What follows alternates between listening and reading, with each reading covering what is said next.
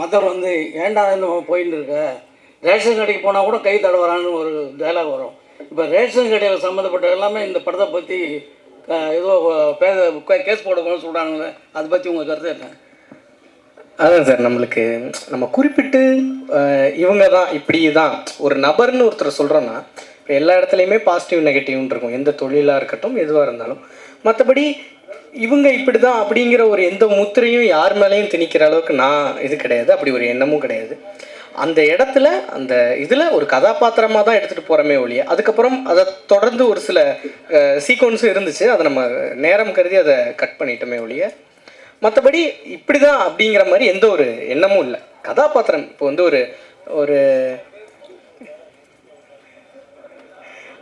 அதாவது ரேஷன் கடைக்காரர் இருந்தார் படத்தில், அந்த குறிப்பிட்ட கேரக்டர் கனகவேலோட உலகத்தில் அந்த கதைக்குள்ள அப்படி ஒரு கேரக்டர் இருந்தது.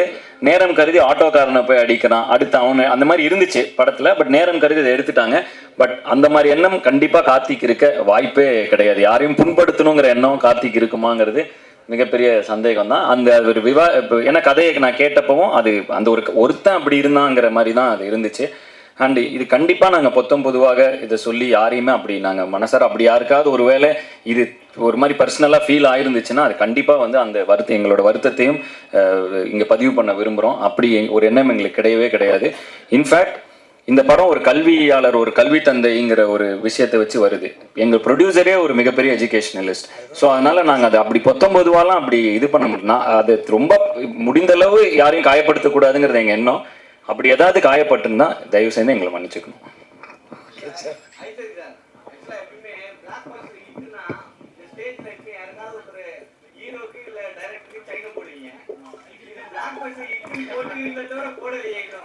நான் என்ன சொல்லியிருக்கேன், இருங்க 50வது நாள் ஃபங்க்ஷன் கொண்டாட போறேன்னு சொல்லியிருக்கிறேன். ஓகேங்களா?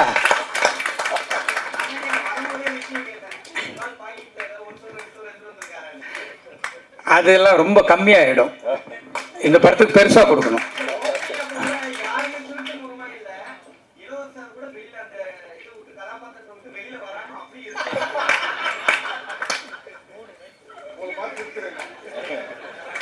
சார் ஐசரி சார் கல்வி தந்தை சொல்லிட்டு தியாகராஜன் சார் வந்து தவறு பண்ணுற மாதிரி கதை சொல்லியிருப்பாங்க. அந்த கதையை கேட்குறப்போ உங்களுடைய அந்த ஃபீலிங் என்ன? இந்த ஒரு கல்வி தந்தையை பற்றி இந்த மாதிரி போடுறீங்களா, ஃபீலிங் இல்லையா அவங்களுக்கு? இல்லை, எனக்கு அந்த ஃபீலிங்லாம் இல்லை. இது வந்து ஒரு நல்ல கருத்து.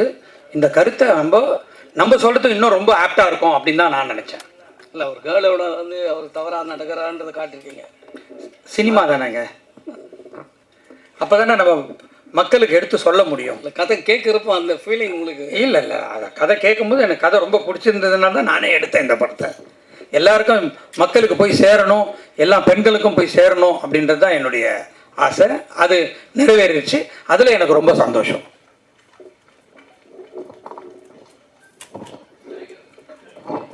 பாதி சார், இப்போ நம்ம தமிழ்நாட்டில் இந்தியாவில் இந்த மாதிரி செக்ஷுவல் அபியூஸ்மெண்ட்டுக்கு எதிராக போக்சோ சட்டம் இதெல்லாம் நிறைய இருக்குது. இன்னும் வந்து ஸ்கூலில், காலேஜில், பணிபுரிய இடங்கள்லாம் இந்த மாதிரி இதை தடுக்கிறதுக்கு என்ன செய்யணும்னு நீங்கள் நினைக்கிறீங்க? நிறைய ஸ்கிரிப்ட் பார்த்துருப்பீங்க, நிறைய பார்த்துருப்பீங்க, மக்கள்கிட்ட பேசியிருப்பீங்க. உங்களுடைய தனிப்பட்ட கருத்தாக என்ன இருக்கு? நான் ஒரு பத்திரிக்கையில் பார்த்தேனே, இந்த படம் ரிலீஸ் ஆகி ஒரு 4வது நாள் எல்லாம் படக்குழுவுக்கும் எல்லாருக்கும் ஷேர் பண்ணேன். ஒரு பத்திரிக்கையில் இதை பற்றி எழுதியிருந்தாங்க. 100 பேர்த்தில் 82 பேர் இருக்கிறது, 82 அந்த மாதிரி ஒரு, அதாவது ரொம்ப அதிகமாக 82 பேர் என்னமோ இதை பற்றி வெளியே சொல்கிறது இல்லை, இது எங்கேயுமே சொல்கிறது இல்லைங்கிற மாதிரி ஒரு ஆர்டிக்கலை ஒரு பத்திரிக்கை வந்து இந்த படம் ரிலீஸ் ஆகி அந்த வாரத்தோட சண்டே அன்னைக்கு இதை போட்டிருந்தாங்க. நான் எல்லாருக்கும் ஷேர் பண்ணேன். அந்த ஆர்டிக்கல்லே இதுக்கான பதிலை சொல்லியிருக்காங்க. இதோட பிரச்சனை என்ன அப்படின்னா வந்து அது ஒரு பத்திரிக்கையாளர், ஒரு ரெஸ்பான்சிபிளான ஒரு பத்திரிக்கையாளர் அந்த டைமில் அதை ரிப்போர்ட் பண்ணணும்னு எடுத்து அது ஒரு ஆர்டிக்கலாக கம்பைல் பண்ணி எழுதியிருக்காரு. அது வேணா அது எங்கே இருக்குன்னு தெரியல, நான் கண்டிப்பாக என்னோட இதில் கூட நான் ஷேர் பண்ணுறேன், என்னோட இன்ஸ்டாவில் கூட ஷேர் பண்ணுறேன். அதில் என்ன சொல்லியிருக்காருன்னா, இது அனைத்துக்குமே காரணம் வந்து மனநிலை தான் இதோட முக்கியமான பிரச்சனைங்கிறது தான் அந்த ஆர்டிக்கல் சொல்லுது. நானும் இது எப்படி பார்க்குறேன் அப்படின்னா, பொதுவாகவே நம்ம வளர்கிற சூழ்நிலை, சுற்றி இருக்கிற என்விரான்மெண்ட், இது எல்லாமே ஒரு சின்ன வயசுலேருந்து ஒரு நாய்க்குட்டியை வளர்க்குறதுல கூட அப்படி தான். அது எப்படி அந்த என்விரான்மெண்ட்டுக்கு எப்படி இது என்விரான்மெண்ட் எப்படி இருக்கோ அதை பொறுத்து தான் அதோட குணாதிசயங்கள் இருக்கும்.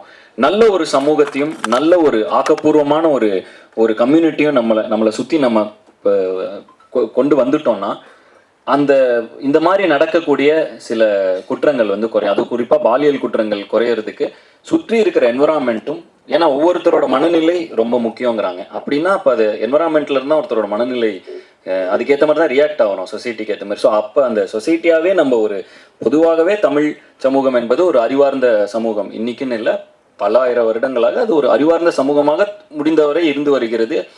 அப்படிப்பட்ட ஒரு இதில் வந்து இன்னைக்கு வந்து நம்மளுக்கு ஒரு எக்ஸ்ட்ரா இப்போ நிறைய நடக்கிறனால சொல்கிறேன், ஒரு எக்ஸ்ட்ரா கேர் இருக்க வேண்டியது, இந்த சமூகத்து மேலே ஒரு அக்கறை நமக்கு எல்லாருக்கும் இருக்க வேண்டியது முக்கியம்னு பார்க்குறேன். இது வந்து மனநிலை சம்மந்தப்பட்ட ஒரு பிரச்சனையாக தான் நான் பார்க்குறேன். டைரக்ட் சார், படம் மூவி முடிஞ்சு வெளில வரும்போதும் கேட்ட கேள்வி தான். ரியல் சேர்மன், காலேஜ் சேர்மன் வந்துட்டாரு, ரியல் சேர்மன் ஏன் வர மாட்டாரு? இல்லை அவர் வரக்கூடாதுன்னு இல்லை, இல்லை யாரும் பேசவும் இல்லை, தியாகராஜன் சாரை பற்றி யாரும் பேசவும் இல்லை. இல்லை அப்படிலாம் இல்லை, அவர் ஆல்ரெடி போன இதில் பேசியிருந்தோம், ஒரு இன்டர்வியூவில் பார்த்தீங்கன்னா பேசிகிட்டு இருக்கோம். நீங்கள் அத்தனை பேர் அதை அவரை பற்றி பேசியிருக்கீங்க. அப்படிலாம் இல்லை, அவர் வந்து இப்போ அவர் உடல்நலத்தையும் கருத்தில் கொண்டு நாங்கள் ஐயோ ஸோ அதனால அவரை நாங்கள் டிஸ்டர்ப் பண்ணுறது அவ்வளோ கரெக்டாக இருக்காது. நீங்கள் இப்போ நாங்கள் இங்கேயுமே வந்து இப்படி ஒரு விழா நடக்க போகுது அப்படின்னோம், நிறைய இப்போ அதாவது பாக்யராஜ் சாராகட்டும் அவங்க வந்து அவங்களோட ஆசீர்வாதங்களை கொடுக்கணும்னு அவங்க வந்தது வந்து நாங்கள் வந்து வந்தவங்களுக்கு ரொம்ப நன்றின்னு தான் சொல்ல முடியும். வராதவங்க வந்து அது அவங்களுக்கு அவர் சார் ரொம்ப ஆல்ரெடி அவருக்கு ஹெல்த் இஷ்யூஸ் இருக்குது. ஸோ அவரை அப்படி நீங்கள் அது எதுவும் இது பண்ணாதீங்க. எங்களுக்கு அவர் படத்தில் அவ்வளோ பெரிய ஒரு விஷயம் நடந்திருக்கு இல்லையா, எங்களுக்கு ரொம்ப ஹாப்பி தான்.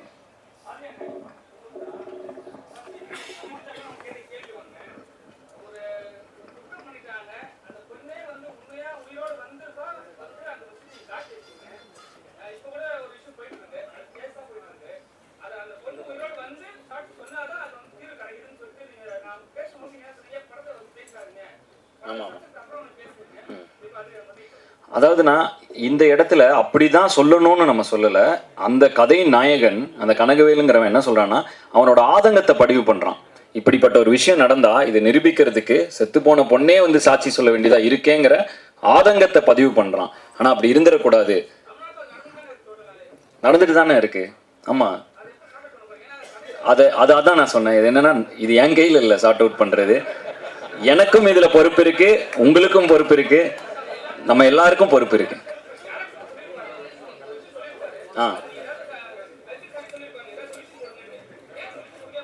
இதுக்கு சொல்யூஷன் வந்து என் கையில இருந்தா கொடுத்துருப்பானே, இவர் கையில இருந்தா கொடுத்துருப்போம். பட் இந்த சொல்யூஷன் நம்ம சமுதாயம் மொத்தம் நம்ம எல்லார் கையிலும் இருக்குதுங்கிறனால இதுக்கான சொல்யூஷனை நம்ம தான் எல்லாரும் சேர்ந்து எழுத போறோம். இல்ல அது சொல்யூஷன் இல்லை, அது ஆதங்கம். இப்படி பொண்ணு உயிரோட வர வேண்டியது இருக்கேங்க நம்ம ஆதங்கப்படுறான்.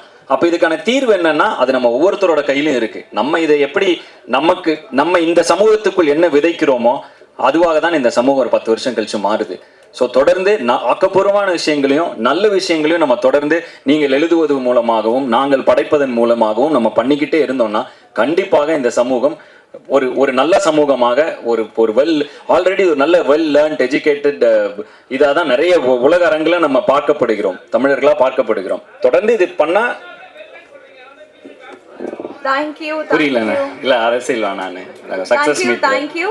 நம்ம குரூப் போட்டோக்கான டைம், இவெல்லாம் சேர்ந்து குரூப் போட்டோ எடுத்துக்கலாம்.